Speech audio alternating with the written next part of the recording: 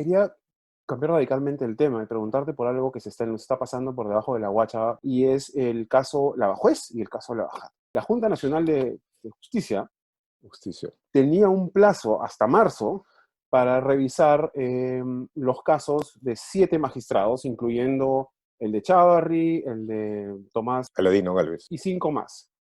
¿Dónde está eso? ¿Qué está pasando con eso y qué va a pasar si es que no se revisa pronto? Yo me imagino, así como nos ha dado más plazo para pagar el impuesto a la renta, así como está haciendo posible de que se pueda fraccionar deudas y todo aquello, eso debe llevar a una modificación de acuerdos, de decisiones, como para darle un plazo adicional a la JNJ para tomar decisiones. Pero considerando de que hay una serie de cosas que están en movimiento, entre ellas, por ejemplo, quién va a ser nombrado por la Fiscalía de Nación para el Jurado Nacional de Elecciones, quién va a reemplazar a Arce en esos aspectos, ya no hay excusa alguna para que la JNJ no actúe en forma muy rápida. El no hacerlo puede alterar sustantivamente todo lo importante que se ha logrado. Recuerda, el nuevo Congreso, la JNJ, todo eso existen como resultado de las realidades que sacó a luz, tanto el caso Lavajuez como el caso Lavallato. Entonces, una obligación fundamental de la Junta Nacional de Justicia es hacer frente a las responsabilidades para las que surgió a la existencia. Tiene que solucionar eso, tiene que buscar de mejorar la capacidad sobre todo moral, pero ojalá que también intelectual y funcional, de los organismos que están bajo su supervisión. Tiene que hacerlo. Por eso nació la existencia, por eso existe, De acuerdo, para eso. Ahora ya no hay excusa para no hacerlo. de acuerdo, pero me refiero a lo urgente. O sea, esto que te estoy diciendo que moría en marzo, Sí, me acabas de poner el ejemplo clarísimo, el representante de la Fiscalía en el Jurado Nacional de Elecciones. Eso es sí, lo que está en juego con los votos de Chávarri y de Gálvez. sí. Eh, lo que hace que en realidad dé la impresión que los cuellos blancos y toda esta organización, que de hecho existía objetivamente, y ustedes lo demostraron, se está fortaleciendo o podría aspirar a fortalecerse obteniendo algunos otros lugares o colocándose en algunos otros lugares para, no sé, perenizar o hacer más larga su influencia en los aparatos del Estado en los que está presente, que aparentemente son muchos, ¿no es cierto? Entonces, ¿cuál es la urgencia? Y esa es la parte que creo que se nos ha pasado por la guacha de una manera brutal, primero por la emergencia y después por estupideces como la de Richard Swing, eh, de ponerle atención a esto. O sea, ¿cuál es el riesgo que nos estamos Es jugando súper urgente. de que no se atienda a este asunto en el plazo más corto posible? Es sumamente urgente. Sumamente urgente. Eso tiene que hacerse cuanto antes, tiene que hacerse ya. Aldo Vázquez es un buen profesional. Me imagino de que tiene clarísima noción de los imperativos morales que debe la institución que él preside en este momento llevar a cabo, pero ya, okay, tiene que estar clarísimo. Todas aquellas licencias que daba la emergencia se acabaron. Hay que actuar ahora. La sensación que tengo sobre la Junta Nacional de Justicia en estas circunstancias, que no solamente que no hagan nada, sino que no se pronuncian sus miembros, no hay una, vamos a decir, no hay una posición centrada respecto de ningún tema relativamente importante en los últimos 3 meses. Eh, Creo que se tomaron la cuarentena muy en serio y que llegaban a la conclusión de que la única manera de servir era si entraban en un proceso de hibernación o de submarinización para emerger una vez que hubiera esto terminado, pero eso no es posible, eso se acabó. Yo espero que haya ahora la suficiente presión periodística y social. El único problema que yo veo de esa inercia, de esa total inercia, es de que si se sigue así, esto sencillamente va a fortalecer a los sectores corruptos. Si ellos, los únicos que han ganado posiciones relativas han sido ellos, por razones totalmente entendibles, lo reitero, un número muy importante de ellos ha salido en libertad. Otro grupo puede salir también con restricciones aquí y allá, pero obviamente el mensaje que se va teniendo es de que las cosas van cambiando y en la medida en que se va a debilitar por ineficiencia de gestión el gobierno de Vizcarra, y además por entrar ya en al último tramo de su gestión, entonces ellos se pueden fortalecer. Y tú te das cuenta de cómo algunos de los grupos de intereses creados, pero que en su conjunto han tenido una acción sumamente tóxica sobre la República, como las universidades basura, por ejemplo, las universidades chatarra, en este momento están aprovechando la representación que tiene el Congreso para buscar de cambiar buena parte de lo bueno que se hizo en tratar de mejorar esas condiciones. Si lo logran, no es solamente el hecho de la estafa que van a hacer al deseo de la gente superarse y haciendo que sus hijos adquieran una profesión, etcétera, que en los hechos va a servir mucho menos que el título doctor honoris causa del doctor Swing. Son grupos dentro de los cuales ha salido dineros no contabilizados que han servido para toda una serie de cosas, para crear grupos de poder cuya acción en términos generales ha sido más bien nefasta. En fin. Entonces, hay que, por supuesto, el gobierno debe gobernar, eh, ojalá que recupere la capacidad de hacerlo. Instituciones que se han creado dentro del ímpetu reformador que las circunstancias impulsaron, como la JNJ, tienen que funcionar. Realmente tienen que funcionar. Lo peor que puede hacerse en circunstancias como estas, y es mucho más teniendo en cuenta del proceso electoral que se viene y que se viene en una circunstancia tan nociva como la que enfrentamos ahora, tan nociva para la democracia, es no actuar con energía, con decisión y con vigilancia. Con energía, con decisión, con firmeza, no son adjetivos que me lleven a pensar en la Junta Nacional de Justicia en esas circunstancias ni en estos momentos. Y a mí me preocupa profundamente esto porque esto tiene implicancias también en el caso Lavallato, que es la siguiente cosa que quería preguntarte.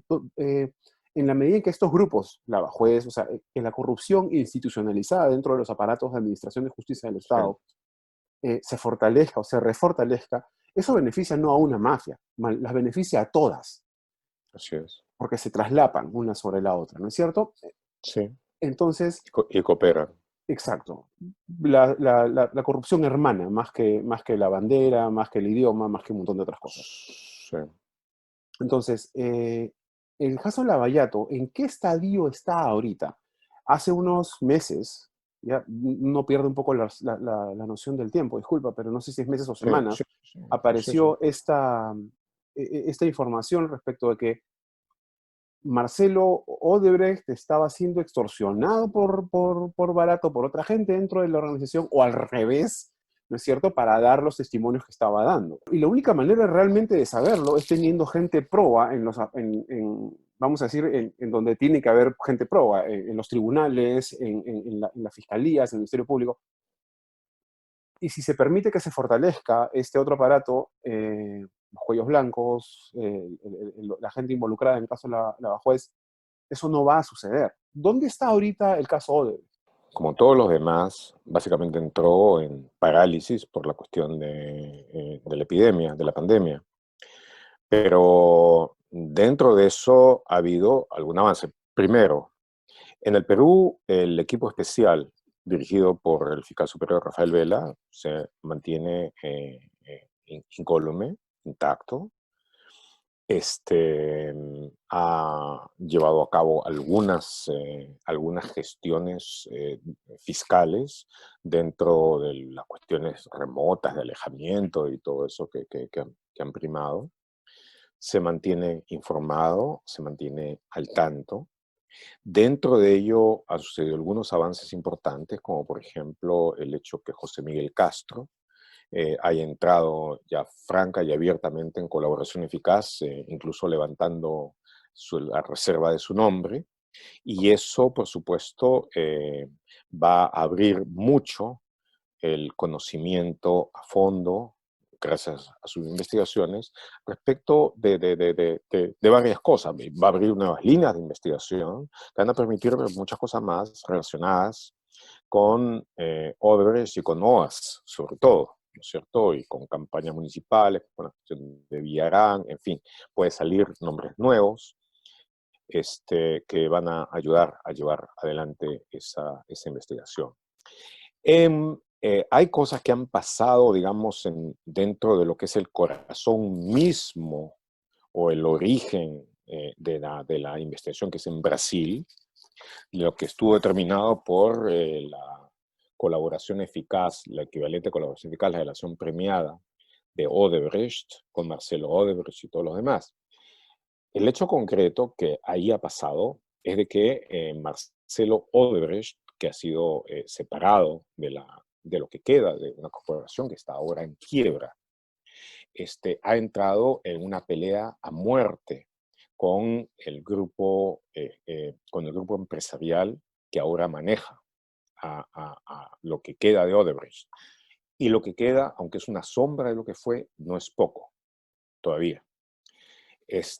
Y dentro de ese grupo, por supuesto, está peleado con su padre, está peleado con su cuñado, están en un juicio, y es un juicio abierto donde también están saliendo y van a salir muchas cosas. Y dentro de eso salieron los temas relacionados con la situación de varios delatores premiados, entre los cuales uno de los principales era Barata, incluyendo las cosas que él recibía, lo que él ganaba de la compañía. Entonces, sobre eso se dijo mucho. Ahora, lo que hay que tener presente es de que nada de lo que ha salido a la luz era desconocido por la Fiscalía brasileña, o sea, lo que llaman allá la Procuraduría Federal, que está a cargo del caso. Todos los acuerdos que se han tomado han tenido que ser aceptados, primero negociados con la Fiscalía y después aceptados por el juez federal.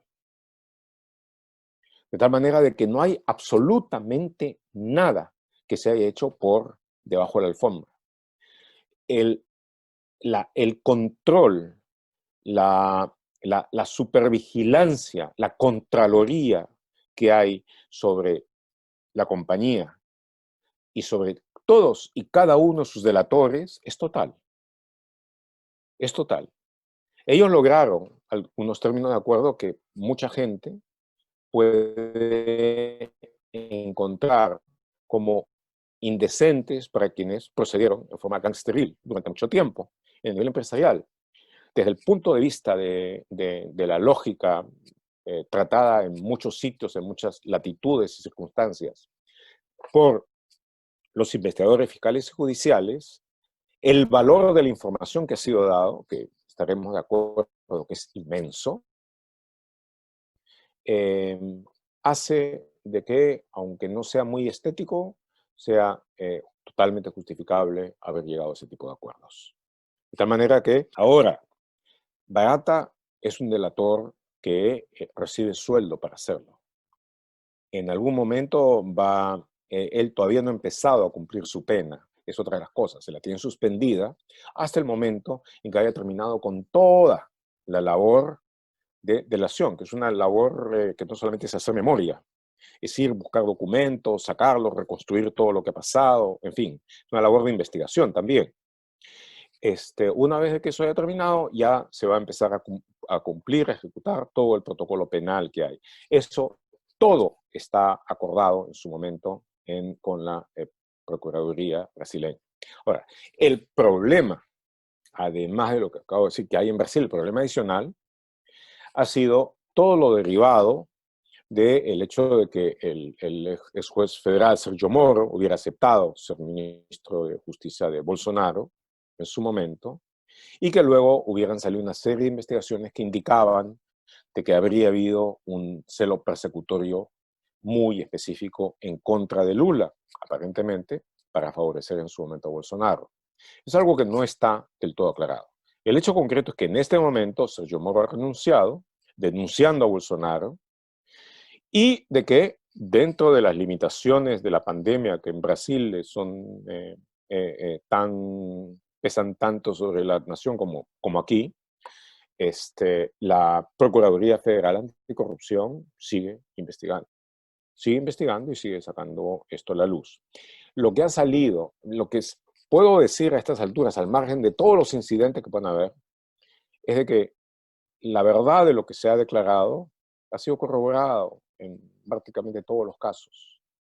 Y las cosas que hemos logrado con base a las confesiones que hubo allá y las posteriores investigaciones que se hicieron aquí, es haber hecho la lucha de corrupción que se ha producido en la historia del país. Las declaraciones de Odebrecht dijo, denunciando que es víctima de una conflagración y un chantaje para decir las cosas que dijo, no quitan el hecho de que lo que dijo ha sido comprobadamente cierto.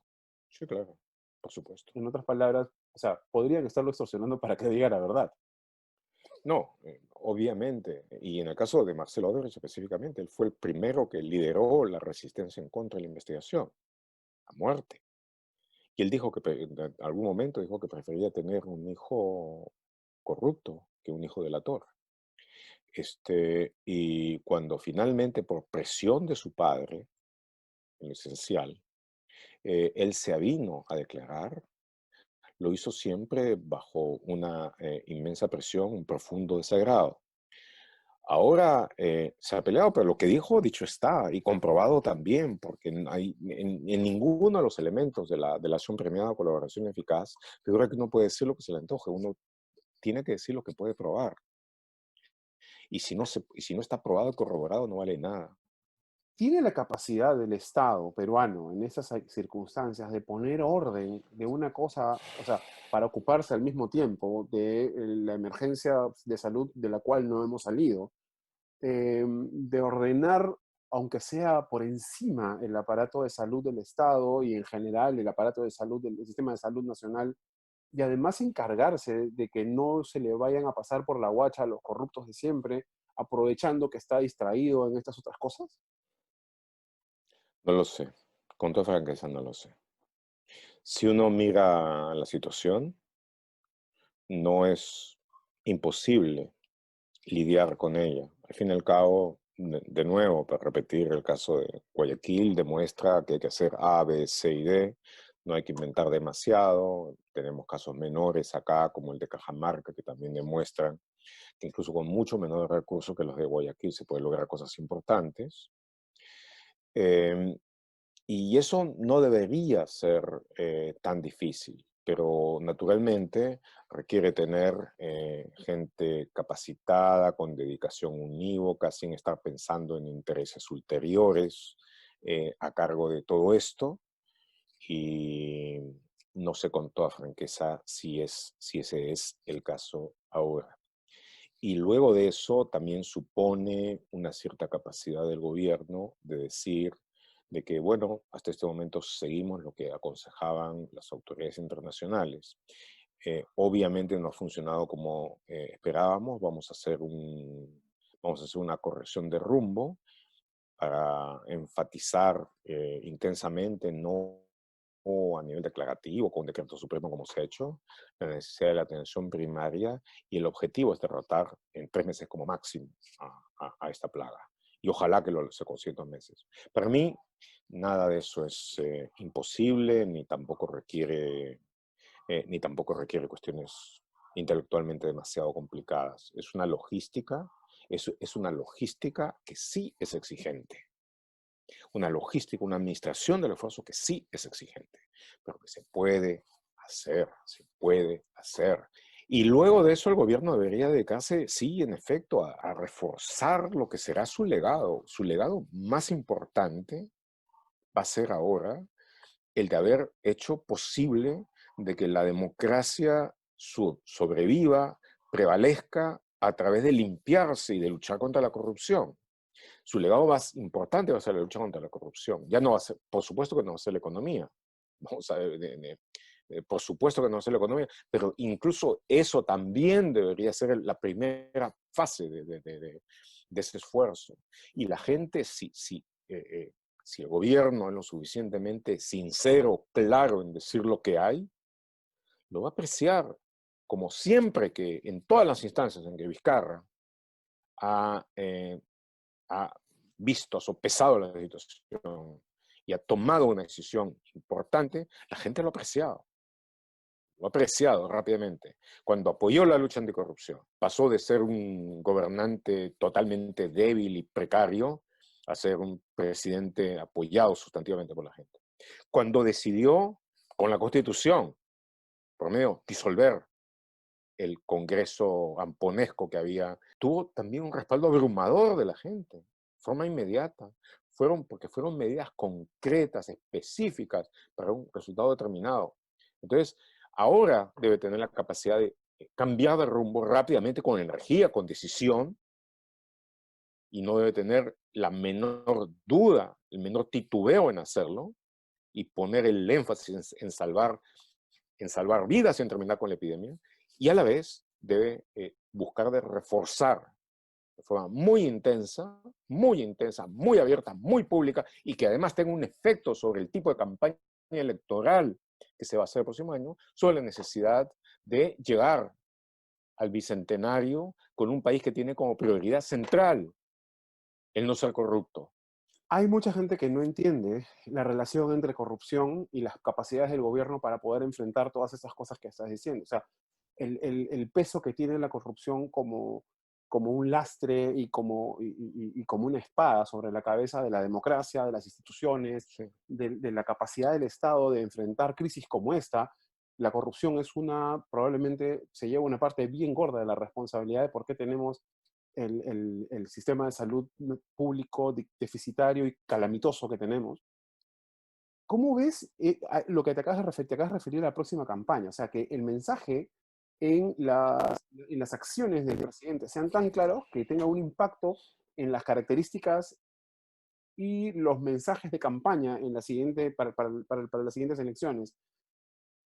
Yo creo que eso es una cosa que se puede probar con claridad, pero realmente mucho, mucho va a depender de la gestión de este gobierno. Este gobierno surgió como surgió, pero despertó muchísima expectativa, muchísima esperanza, y sería realmente más que lamentable que en la última parte de su gestión, cuando esa gestión se convierte en un legado, lo termine traicionando y termine siendo un gobierno que se considera fracasado y termine siendo despreciado. Ojalá que eso no suceda. Eso va a depender muchísimo de lo que desea hacer el gobierno en el último lapso de su mandato. Esa es un poco la maldición del Perú, ¿no? O sea, siempre en los últimos 15 minutos nos empatan, nos voltean el partido. A lo que iba con la pregunta era, ¿en qué se va a basar la próxima campaña electoral? Es muy difícil, porque en circunstancias normales hubiera sido una cosa. Ahora, después del impacto brutal de la peste, va a ser otra. Y vamos a tener que retroceder a muchas de las cosas que eran parte fundamental de lo que se esperaba en el discurso político o a comienzos de la última década del siglo XX o en la primera década del siglo XXI. Cómo salir del hueco, cómo salir del hoyo, para buscar destinos mejores. Antes de esto era cómo podemos consolidar el importante progreso alcanzado durante los primeros 20 años en tener un país mejor, más igualitario, con mejores oportunidades, con mejor calidad en el servicio para todos. ¿Cómo podemos esperar convertirnos en un plazo no largo en un país de mediano desarrollo que avanza hacia un país de alto desarrollo? Esa era una perspectiva bastante realista antes de que surja lo de la peste. Ahora la cosa más inmediata es igual que una nación que no esperaba y ha entrado en guerra, ha salido de esta guerra, esperamos que con el mínimo costo. Primero, cuáles son las lecciones que ha habido de esto, cómo podemos hacer que para cuando vuelva la próxima emergencia, tener mejores sistemas, mejores mecanismos para poder enfrentar. Y luego, cuáles son las lecciones que nos deja, cómo salir cuanto antes del hoyo, cómo podemos ser un país en el que no hay nadie que vaya a dormir con hambre, que es una de las que va a ser una de las cosas fundamentales que debemos lograr. Cómo hacer que nadie vaya a dormir con hambre, que haya lo suficiente para todos, pues lo básicamente suficiente para todos, cómo el país se moviliza para lograrlo y cómo readquiere desde el punto de vista económico el dinamismo, la competitividad y el crecimiento que debe. Ahí va a haber un gran debate entre los libremercadistas a ultranza, con los más keynesianos, en fin, entre hayekianos con socialdemócratas.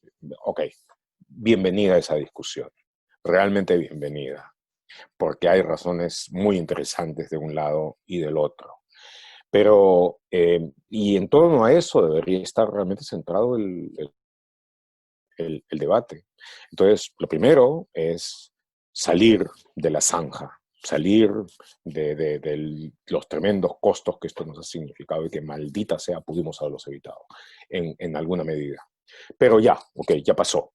Y una vez que se logre eso, ¿cómo cuanto antes nos convertimos nuevamente, y mejor que antes, en un país competitivo, que entra con fuerza a un mundo que va a ser más difícil, porque va a ser un mundo que va a estar en estado más bien recesivo. Y cómo podemos competir con eficacia en esas condiciones. Cómo podemos que alguna de nuestras mayores ventajas comparativas, por ejemplo, turismo, gastronomía, están entre las más afectadas por la epidemia. ¿Cómo podemos hacer para rescatar eso? Para rescatar ese tipo de valores. En fin, ahí sí que vamos a necesitar un buen capital intelectual, buena capacidad de innovación y de creatividad, mucho más de que las estupideces demagógicas que van a lanzar buena parte de los candidatos a F0 que desgraciadamente se van a presentar. Pero sí, vamos a necesitar muchísimo de eso. Y ¿lo vamos a lograr o no lo vamos a lograr? Mira, sí, está bien que en un último momento nos ganan, de que se comete el autogol, que todo eso es parte, digamos, de la historia que hemos tenido, pero en los últimos tiempos hemos tenido muchos casos de éxito y muchos casos en los que hemos sobresalido y muchos casos en los que hemos salido de atrás para ganar. Entonces, y no me refiero a metáforas futboleras, me refiero a buena parte de lo que tenemos. Tenemos una serie de historias muy importantes de éxito. Y bueno, sean ollas, sea en turismo, sea en lo que sea, en esa dirección deben ir nuestros esfuerzos. La excelencia es lo que nos va a sacar adelante. ¿Lo vamos a conseguir o no lo vamos a conseguir? No lo sé. ¿Lo sabe alguien? No creo que lo sepa nadie.